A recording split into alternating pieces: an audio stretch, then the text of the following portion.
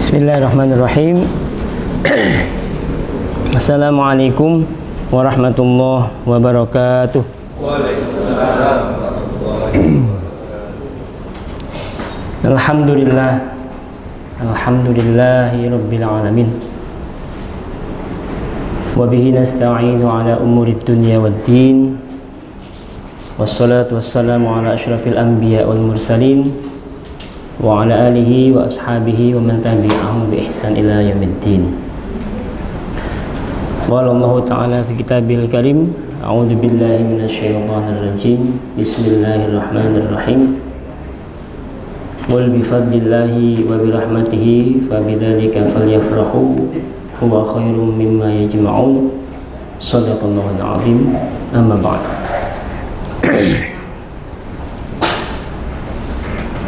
Alhamdulillah, Bapak Ibu yang saya muliakan karena Allah masih memberi kita nikmat iman, sehat dan waktu luang sehingga masih ditakdir untuk bisa mencari ilmu pada sore malam hari ini. Semoga Allah berkenan menerima seluruh amal ibadah kita. Amin. Salawat serta salam semoga dilimpahkan atas Nabi Muhammad SAW, keluarga, sahabat tabi'in, tabi'in dan siapa saja yang berusaha mengikuti sunnah beliau hingga hari kiamat. Mari kita mulai dengan bacaan basmalah. Bismillahirrahmanirrahim. Baik Bapak Ibu, ini langsung sampai ada waktu tanya jawab atau langsung sampai isya? Langsung sampai isya ini. Baik. Tidak ada tanya jawab berarti. Baik, Bismillahirrahmanirrahim. Bapak Ibu, ini temanya dari takmir. Sebenarnya ada subtemanya. Subtema dari yang disampaikan di pengumuman itu adalah cara keluarnya roh orang-orang beriman dan orang-orang kafir. Ya, ini kalau tema umumnya memang tadi yang disampaikan oleh Kamil, tapi subtemanya adalah cara keluarnya roh dari jasad orang-orang beriman maupun orang-orang yang kafir. Ini saya ambilkan dari beberapa literatur. Ada dari kitab At-Tadhkirah Imam Qurtubi, ada kitab dari Jalal As-Suyuti, Ziarah ke Alam Barzakh.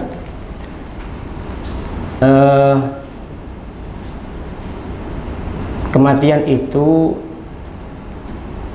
haruslah menjadi sesuatu yang akrab dengan kita, Bapak Ibu. Kematian itu harus menjadi sesuatu yang akrab dengan kita.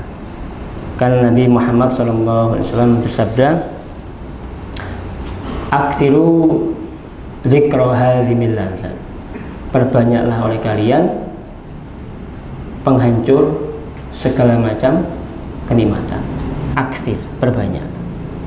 Maka kalau kita mengikuti sabda Nabi Muhammad SAW, maka memperbanyak hal-hal yang mengingatkan kita kepada kematian itu sunnah Rasul, sesuatu yang dianjurkan. Sehingga kalau kita ini kemudian mendapatkan sesuatu yang namanya kematian itu kemudian kaget, bingung, dan tidak tahu harus bagaimana, maka berarti tanda bahwa kita tidak akrab dengan kematian itu. Nah, langkah-langkah untuk supaya kita akrab itu adalah banyak mengingat kematian, atau sebagaimana yang dilakukan oleh para ulama salafus saleh adalah mempersiapkan kematian itu bahkan dalam tataran yang sangat teknis. Misal menyelipkan kain kafan di antara tumpukan baju-bajunya, atau membuat lubang liang lahat di dalam kamarnya, atau menyiapkan. Saya punya seorang ustadz yang beliau sudah menyiapkan kain kafan dan batu nisan. Beliau letakkan dalam kamarnya. lengkap dengan nama beliau, tanggal lahir, yang belum ada masih kapan wafatnya. Kenapa? Supaya akrab, supaya nggak kaget. Begitu. Mungkin kalau kita naruh batu nisan di rumah itu kan mengerikan. Mengerikan. Tapi itu tidak perlu disikapi secara berlebihan. Lihat sisi positifnya, supaya kita akrab dengan kematian. Atau panjenengan pernah lihat nggak para murabbi torekot yang ada di ribat sufi, gurunya Muhammad Al-Fatih, Syekh Samsuddin itu gurunya Muhammad Al-Fatih. Jangan perhatikan para ulama di Turki itu, Turki Utsmani, perhatikan bentuk surbannya agak berbeda kan.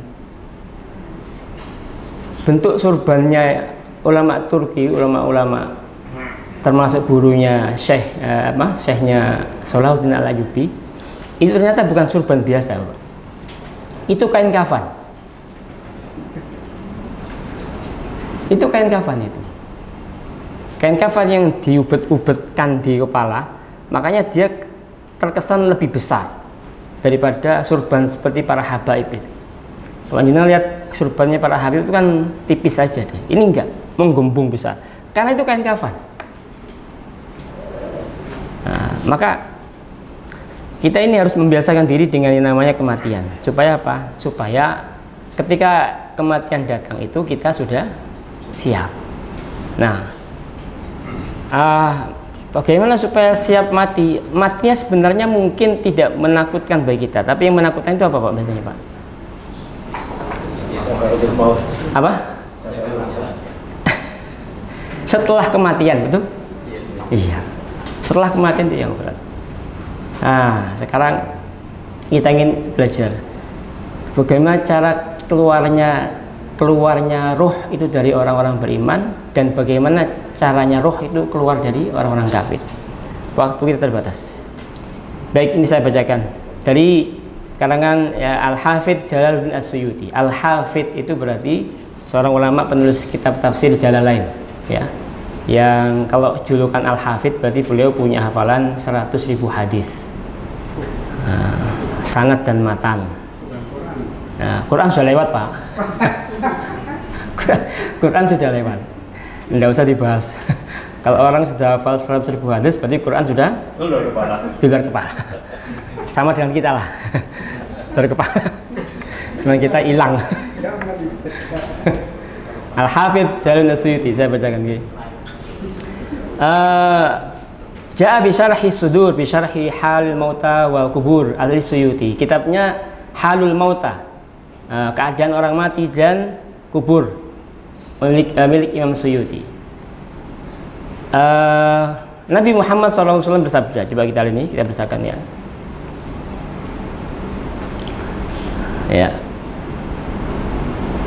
Ya, ini baik. Oh, belum keluar ya? Memang nggak ada, nggak pakai. Oh, saya pikir pakai. Maaf. Baik. Di sini disebutkan beberapa hadis bahwa ketika orang yang meninggal itu, Bapak, Ibu, posisi orang yang akan meninggal itu diambil, dicabut rohnya itu, Rasulullah Muhammad SAW bersabda, Inna lil mauti lasakarat. Orang yang mati itu punya fase-fase seperti orang yang mabuk, nggak sadar, tapi sakitnya tidak karu-karuan. Sampai Rasulullah SAW kemudian mengambil air, minta satu baskom, kemudian mencelupkan tangan beliau ke dalam air, kemudian beliau mengusapkan ke muka beliau.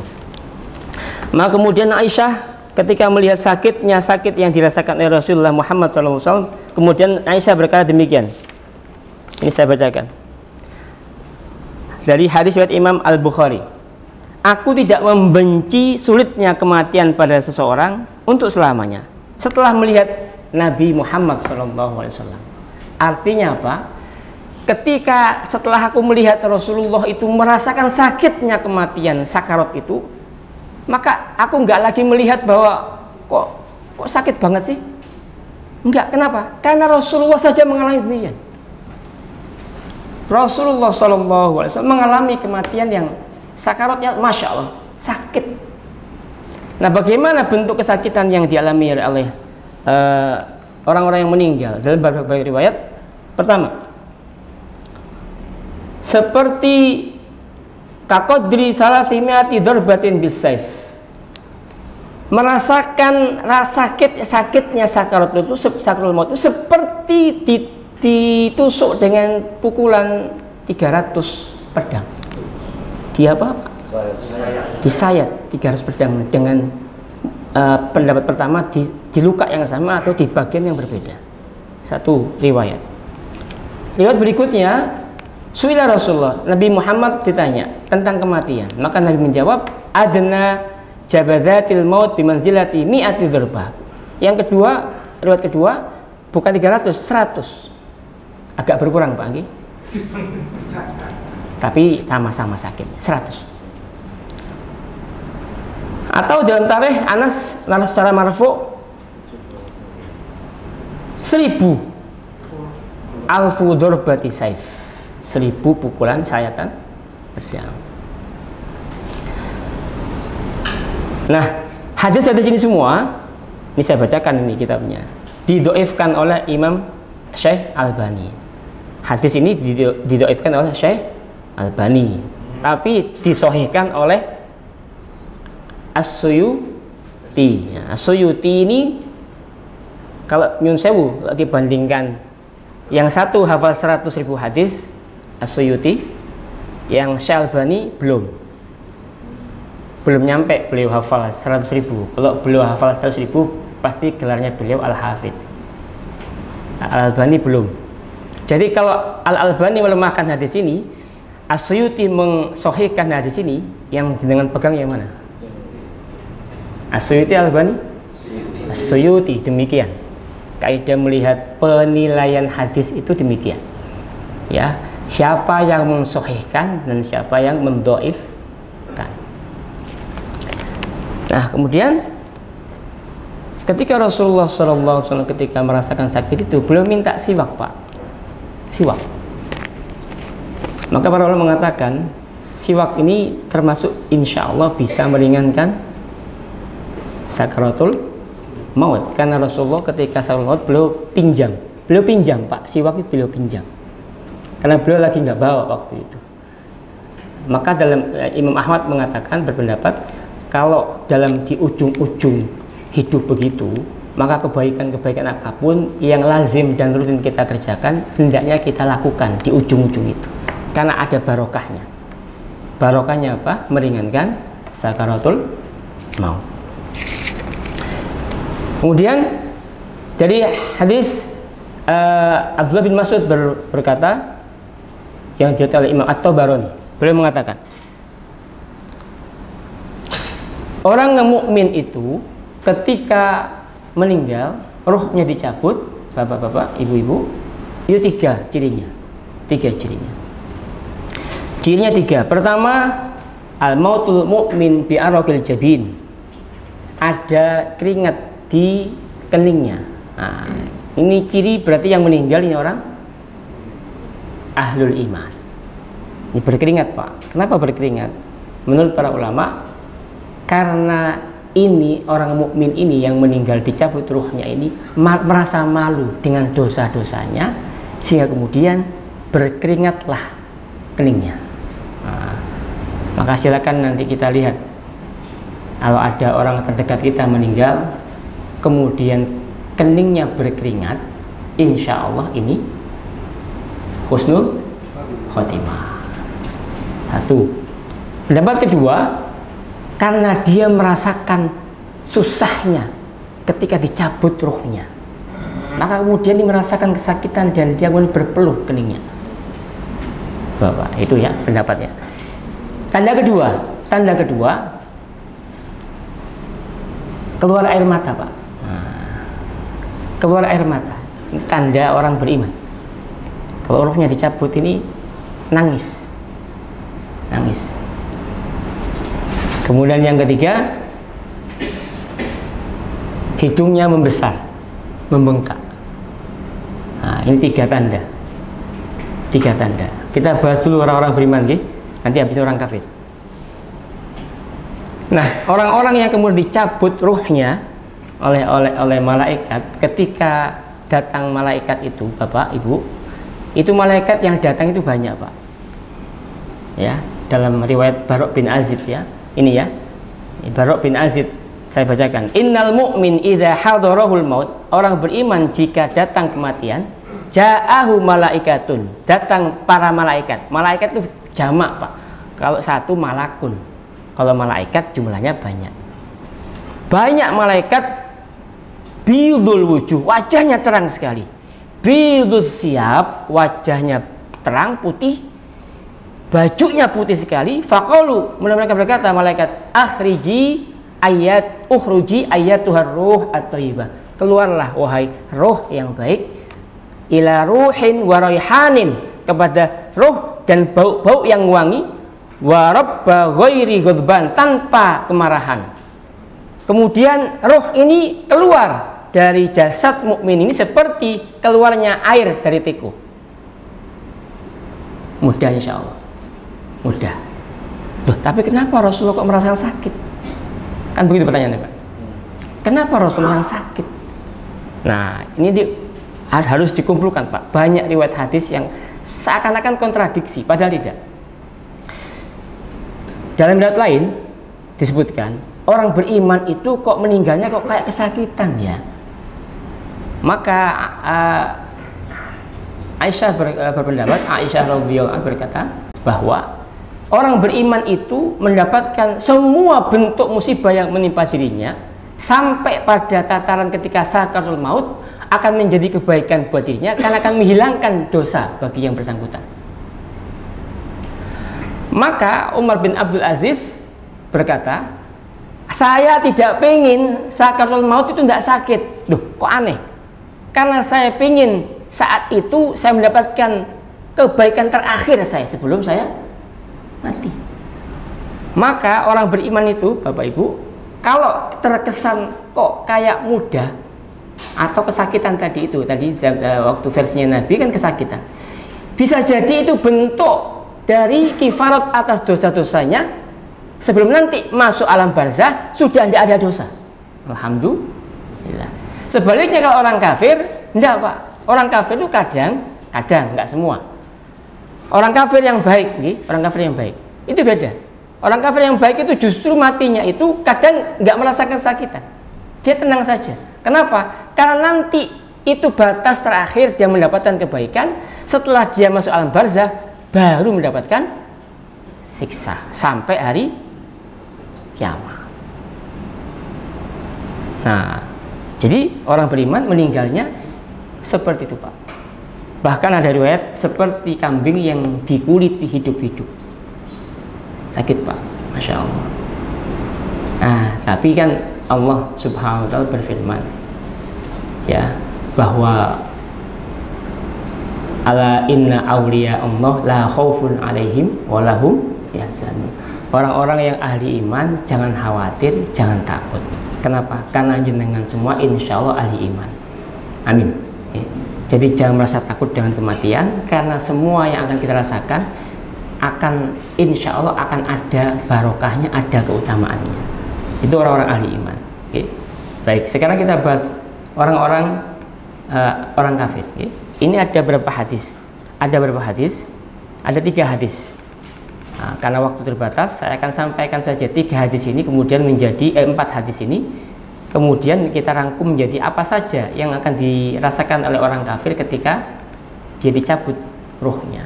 Baik, pertama, ru'yatuhu li malaikatil adab wa malakil maut wa yalaha min ru'yah. Nah, jadi saya sampaikan, ketika orang mau meninggal, Pak, itu malaikat datang semua. Makanya kalau ada orang meninggal, itu biasanya kan matanya begitu, Pak, kayak terbelalak, betul nggih? Saya menangi mertua saya ketika beliau meninggal. Itu saya melihat matanya agak melotot, seperti melihat sesuatu yang aneh, yang nggak pernah dilihat. Bisa jadi itu beliau melihat, atau siapapun yang melihat itu, dia melihat kumpulan malaikat, yang malaikat ini dalam riwayat ini maddal basor, sejauh mata ia melihat. Malaikat semua, full malaikat. Maka ketika dia melihat suatu pandangan yang nggak pernah ia lihat, dia kaget. Ketika kaget begini, kemudian malaikat mau datang, duduk di samping dirinya, samping kepalanya, untuk kemudian mencabut ruhnya. Prosesnya demikian, Pak, berdasarkan hadis Nabi Muhammad SAW. Maka orang-orang yang ahli iman, Bapak Ibu, jangan khawatir. Apalagi kalau kita menghadapi kematian itu sudah siap-siap, sudah siap kain kafan, sudah siap, Pak. Insya Allah, Masya Allah, Alhamdulillah. Sudah siap batu nisan? Belum. Oh, belum. Bisa disiapkan, Pak. Ya. Sudah disiapkan surat wasiat, Pak. Siapkan saja. Ini supaya kita akrab dengan kematian. Nanti saat kematian datang itu kita sudah siap. Dan siap, orang yang siap ngadepi mati seperti orang yang siap nerima tamu. Senyum, bukan? Senyum, Masya Allah. Maka orang-orang ahli iman itu senyum ngadepi mati. Ya Rob, Masya Allah. Kenapa? Karena orang ahli, Rasulullah SAW pernah melihat jenazah lewat. Itu kan Nabi bersabda, mustarihul wa mustarahun minhu. Nabi bersabda, mustarihun wa mustarahun minhu. Apa itu ya Rasulullah mustarihun? Kalau orang ini orang baik, maka dia beristirahat. Mustarih, dia beristirahat dari capeknya dunia, capeknya dunia dan hiruk pikuknya dunia. Dia capek, maka dia beristirahat sekarang dari capeknya dunia. Tapi kalau orang ini orang nggak baik, namanya mustarahul minhu. Apa itu? Orang ini diistirahatkan. Loh, siapa yang diistirahatkan? Yang diistirahatkan itu tetangganya, diistirahatkan dari gangguan orang ini. Paham, Pak? Saudaranya diistirahatkan dari cacian orang ini. Binatang-binatang sekitar rumahnya diistirahatkan dari perlakuan menyakitkan dari orang lain. Jenengan pilih mana? Mustari atau mustarahum ini? Mustari. Ya. Baik, Pak. Jadi orang kafir melihat malaikat azab. Kalau orang mukmin yang datang malaikat rahmat, malaikat rahmat yang datang dia kemudian mencabut ruhnya seperti tadi, seperti keluarnya air dari teko, kemudian membawa dua, Pak. Kafanun min akfanil jannah, membawa kain kafan dari surga, wa hanutun min hunutil jannah, dan membawa minyak wangi surga yang baunya misik. Jadi dua yang dibawa, malaikat rahmah, dipakaikan kafan, setelah dicabut dibawa ke langit. Demikian. Orang kafir bagaimana? Sama, akan ada banyak malaikat yang datang ke dia dan dia kondisi tidak siap mati. Orang kafir nggak siap mati. Orang kafir musyrik, naudzubillah, ahli maksiat tidak siap mati. Saya pernah dengar berita dulu diskotik di TP berapa itu saya nggak tahu. Saya kan lihat berita, nggak pernah ke sana, Pak. Itu ceritanya kan orang itu jatuh dari lantai atas diskotik, lantai TP saya nggak tahu itu. Ketika saksi mata menyebutkan orang ini teriak-teriak kayak dikejar sesuatu, karena ketakutan, berteriak-teriak ketakutan, nabrak pintu, nabrak pagar, terpelanting dari lantai 5 langsung ke bawah, mati, Pak. Sepertinya dia dikejar oleh malaikat maut dan dia takut ngadepi, dan dia nggak mau mati, benci kematian. Maka orang kafir itu melihat malaikat azab dengan matanya dan sangat menakutkan, wajahnya tidak nyaman dilihat, baunya busuknya nggak karu-karuan. Ya. Kemudian yang kedua, taubihul malaikah wala'anahu wa tabsyiruhu bi sakhatillah wa ghadabi. Malaikat semua itu mencaci si orang kafir ini yang mati, ruhnya dicabut itu. Bagaimana mencabutnya ruhnya orang kafir? Seperti mencabut mata pancing dari kain wol yang basah, Pak. Bagaimana, Pak? Mencabut mata pancing dari wol yang basah. Sakitnya tidak karu-karuan, lebih menyakitkan bahkan dari orang-orang beriman. Ya. Dilaknat oleh malaikat, dicaci oleh malaikat. Kemudian yang ketiga, ya'lamu makanahu minan nar. Dia tahu tempatnya di neraka. Tahu tempatnya di neraka. Maka orang-orang yang kemudian orang kafir melihat tempatnya di neraka ketika dia dicabut ruhnya, ya Allah ya Rabb, nggak bisa dibayangkan, Pak. Semoga kita semua tidak mampir ke neraka. Amin. Ya. Masuk surga tanpa hisab, tanpa azab. Amin. Ya. Jangan pernah mampir. Jadi tujuan kita jangan sampai apa niatnya di dunia masuk surga, kurang, Pak. Masuk surga tanpa azab, tanpa hisab. Insya Allah masuk. Amin. Allahumma. Ya. 4. Darbul malaika lahu bil maqami. Malaikat memukulnya dengan palu di wajahnya dan di pantatnya. Malaikat yang mukul, Pak, bukan kita. Kalau kita yang mukul mungkin paling banter ya pecah gitu aja. Tapi kalau malaikat, itu malaikat kalau mukul, dalam kitab Targhib, kalau ada sebuah palu, malaikat mukul gunung, itu gunung langsung hancur, Pak. Habis gunung itu, bukan hancur lagi, habis rata dengan tanah. Itu malaikat al-maqami. Yang kelima, syiddatu naza ruhi min has jasadi hatta tataqattu al-araq wal a'sab. Saking kuatnya narik ruhnya orang kafir itu sampai urat, sampai peredaran darah itu putus karena saking kuatnya tarikan itu. Maka orang yang sakratul maut itu ketika orang yang kafir meninggal itu, ya Rob, sakitnya tidak karu-karuan, Pak. Maka cukuplah kita ini berkaca dari Nabi Muhammad SAW. Kalau Rasulullah Muhammad SAW saja merasa sakit, apalagi kita. Maka kita harus bersiap-siap dengan ini. Tapi jangan pernah kita merasa takut, karena tetap saja insya Allah ahli iman tetap ada kebaikan. Meskipun orang yang meninggal akan merasakan namanya sakaratul maut. Yang keenam, buat ruhihi fi masuh minan nar. Ruhnya diletakkan di tempat di neraka, di bagian api. Karena ruh itu, Pak, tempatnya banyak macam-macam. Kalau orang yang matinya syahid, orang yang mati syahid itu tempatnya di tembolok burung hijau. Temboloknya burung hijau. Itu ruhnya orang yang mati syahid. Nah, ada yang saya lupa sampaikan. Sekarang saya tanya jenengan, orang saudara kita di Gaza, Palestina, yang insya Allah mati syahid, sakit betul? Sakit betul? Kenapa kok jenengan bilang nggak sakit? Yang mana, Pak? Baik, saya sampaikan dulu, Pak. Hadis riwayat Imam At-Tabarani, ya. Innahu la yajidu syahid min alamil maut illa korsotan ka korsotin namal. Ini dalam kitab Ighosatul Lahfad.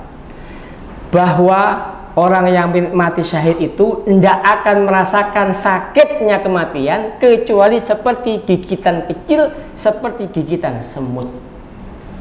Berarti orang yang mati syahid itu sama orang yang mati di atas kasur, sakit mana, Pak? Nah, meskipun yang mati syahid kena bom, betul? Betul. Maka orang yang mati syahid, Pak, kena tembak, kena bom sampai hancur, Nabi bersabda, enggak sakit kecuali kayak digigit semut. Maka dalam kitab Ighosatul Lahfad menyebutkan bahwa orang yang meyakini bahwa kalau ada orang yang mati di atas kasur itu lebih sakit, lebih tidak sakit daripada orang yang mati syahid, maka orang ini orang jahil. Artinya apa? Berarti orang yang mati syahid lebih tidak sakit dibandingkan orang yang matinya di atas kasur. Nah, pilih jihad apa enggak? Pilih mati syahid apa enggak? Pilih mati syahid, Pak. Kenapa? Sakitnya enggak terasa. Maka kita lihat para syuhada itu meninggalnya senyum, betul? Senyum, Pak. Allahu Akbar. Kenapa kok senyum? Karena dia sudah melihat tetesan pertama mengucur dari jasadnya, langsung tahu tempatnya di surga. Allahu Akbar. Langsung senyum, Pak. Kenapa? Itu tempat saya di surga, ya Allah. Senyum dia. Senyum. Masya Allah. Alhamdulillah. Ya. Lanjut, dikit lagi. La'natu kullu malak baina sama. Ketika ruhnya dibawa ke langit sampai lapis 7, setiap lapis itu malaikat melaknat ini. Kenapa? Baunya busuk, Pak. Busuk itu. Beda dengan ruhnya orang beriman. Wangi. Orang kafir busuknya. Kain kafannya kasar. Ya. Lanjut. 8. Yakhruju minha kantani rihi jifah. Nah, baunya busuk. Busuk, yang busuknya melebihi bau busuk bangkai di dunia ini. Malaikat semua begini, ini bau busuk apa ini? Ini bau busuk si fulan. Yang matinya dalam keadaan kafir. Maaf. Tughlaqu abwabus sama. Langit itu bisa ditutup, pintu langit. Nah, makanya ada orang yang ruhnya itu nggak diterima ke langit, Pak. Itu siapa? Orang yang punya utang, nggak bayar. Punya utang, nggak bayar. Ruhnya nggak diterima langit. Maka dia terkatungkan antara langit dan bumi. Tapi jangan dibayangkan orang itu balik ke rumah terus ngetok-ngetok pintu deh, Pak. Ya. Itu nggak ada, itu mitos ya, nggak ada. Kalau roh itu kemudian tidak terima langit, bukan berarti dia kelayapan terus pulang ke rumah. Roh itu enggak, pekerjaannya banyak, Pak, enggak kurang gawean enak mulai nang omah ini. Enggak, roh itu sudah sibuk dengan dirinya. Dia enggak mungkin pulang ke rumah, apalagi ngetok pintu, buka no kain kafanku, enggak ada begitu. Itu jin semua, ya, enggak ada. Nah, terus dipanggil dengan nama-nama terburuk, ya, dipanggil dengan nama-nama terburuk. Nomor 11, firman Allah, uktubu kitab abdi fi sijin. Hambaku ini, karena dia termasuk orang kafir, masukkan ruhnya ke sijin, di bumi paling bawah. Berarti ruhnya orang kafir tempatnya di bawah, bumi paling bawah. Kemudian du'a'uhu bil wail ala nafsihi inda hamli janazatihi. Ya wailaha aina tadhabuna biha. Ketika dia diangkut, Pak, jasadnya itu menuju pekuburan, itu dia mencaci, mau dibawa kemana saya ini? Mau dibawa kemana ini? Kemudian dia mengatakan si ruhnya orang kafir, la tuqimus sa'ah, jangan kau segerakan kiamat. Jangan kau segerakan kiamat. Beda dengan orang beriman. Orang beriman itu bicara responnya begini, Pak. Aqimis sa'ah, segerakan kiamat, wa a'idni ila ahli, dan kembalikan aku, kumpulkan bersama keluargaku. Berarti orang ahli surga itu, orang iman itu mesti ingat sama keluarganya, Pak. Segera kiamat, segerakan kiamat, supaya saya ketemu sama saudara, keluarga. Masya Allah. Orang kafir enggak, Pak, jangan kau dirikan kiamat. Bisa lagi belum? Aduh. Baik, lagi. Wa akhiran yunadi munadin min kibali sama. Kemudian ada suara dari penghujung langit, ujung langit.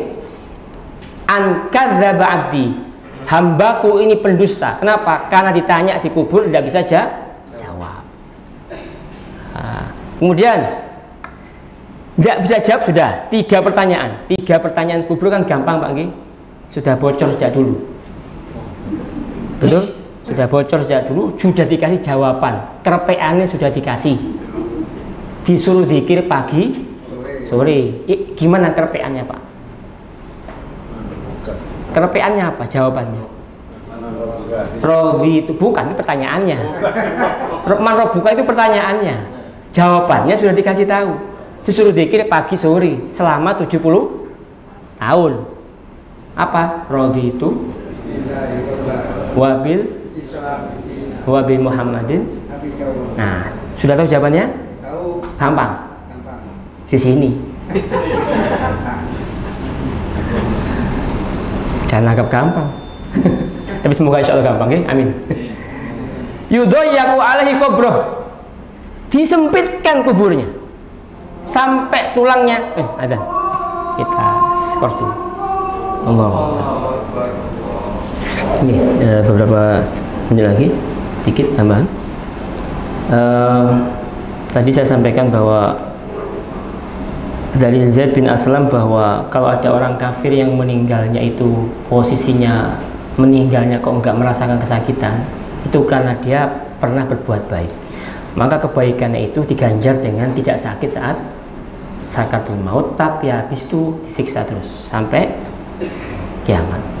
Sedangkan Salman Al-Farisi menyebutkan kalau orang kafir ini benar-benar kafir harbi yang sangat memusuhi orang Islam, sangat tidak ada kebaikannya, maka 3 cirinya Pak meninggalnya, matinya. 1, mendengkur seperti suara unta, anak unta, ada dengkuran seperti suara anak unta. 1.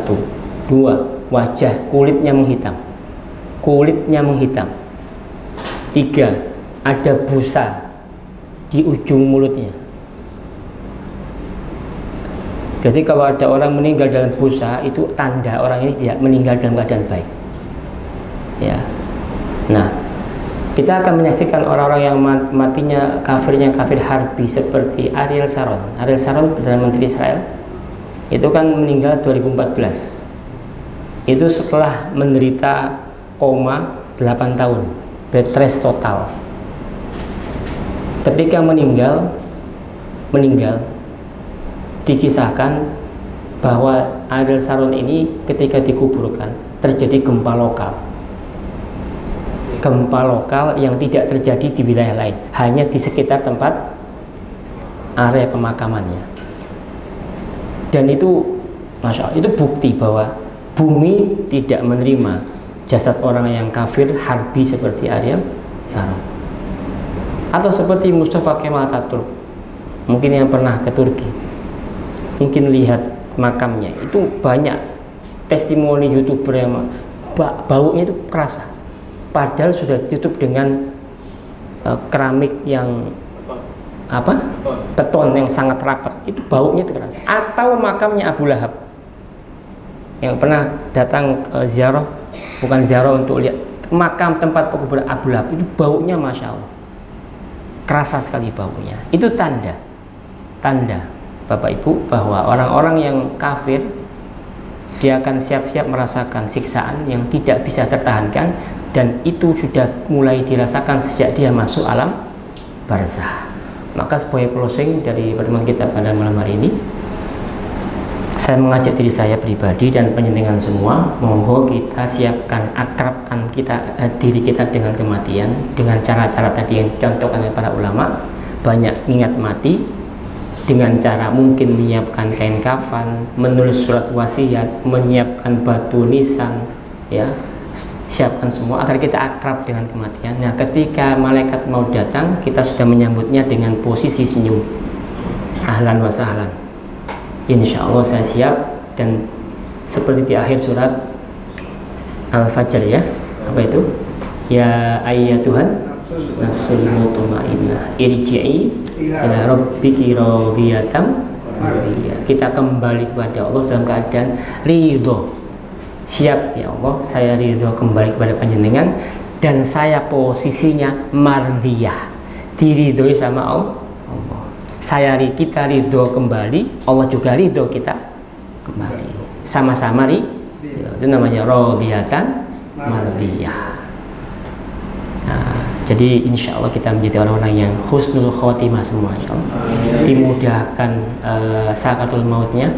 Kalaupun kita diberi ujian sakaratul maut yang menyakitkan, kita sadari bahwa itu bentuk kifarat dosa kita yang terakhir, sehingga kita masuk alam barzah tidak ada lagi namanya azab kubur.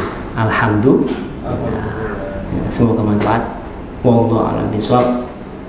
Kita tutup dengan doa kafir majlis. Subhanakallahumma wa bihamdika asyhadu an la ilaha illa anta astaghfiruka wa atubu ilaik.